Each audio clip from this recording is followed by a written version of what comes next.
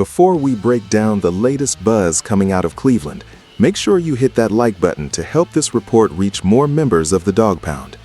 I want to know exactly where the best fans in the world are tuning in from, so drop your name and city in the comment section right now. When you look at what is happening inside the Cleveland Browns organization right now, you are seeing a fascinating collision between traditional football operations and the modern entertainment machine. I've been tracking the situation in the quarterback room closely, and it is impossible to ignore the massive waves being made from outside the facility, specifically by Kansas City Chiefs star and Cleveland native Travis Kelce.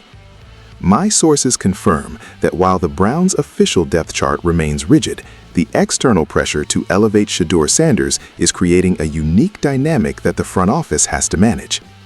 Kelce has publicly campaigned for the Browns to bypass the standard development curve, stating explicitly that he wants to see Sanders as the starter immediately. His argument hinges on the undeniable excitement surrounding the rookie. We saw the data. Over 2.2 million viewers tuned in for Sanders' preseason debut, a number that rivals regular season viewership for some franchises. Kelce's stance is that the organization should give the people what they want and capitalize on the energy Sanders brings to the stadium.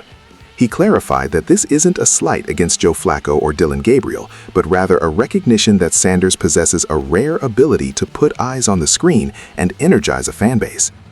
However, from what I am gathering inside Berea, the reality for head coach Kevin Stefanski is far more complicated than TV ratings. The feeling around the league is that Stefanski is entering this season squarely on the hot seat. He does not have the luxury of treating the first month of the season as a marketing experiment. The coaching staff is prioritizing stability, which is why 40-year-old Joe Flacco remains the QB1.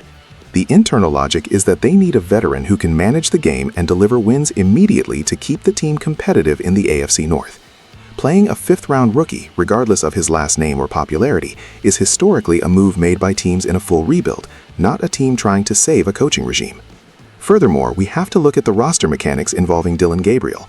As a third-round pick, Gabriel is technically firmly ahead of Sanders on the developmental track. For Sanders to take the field, the Browns would not only have to move on from Flacco, but also leapfrog a higher draft pick in Gabriel.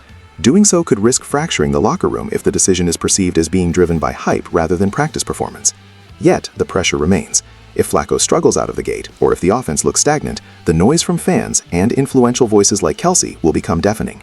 Stefanski is in a precarious position where sticking to his football principles could cost him public support if the wins don't come instantly. I want to hear from you guys on this strategy. Do you agree with Travis Kelce that the Browns should start Shedeur Sanders now to ignite the franchise? Or is Stefanski right to trust the veteran experience of Joe Flacco to navigate a brutal schedule?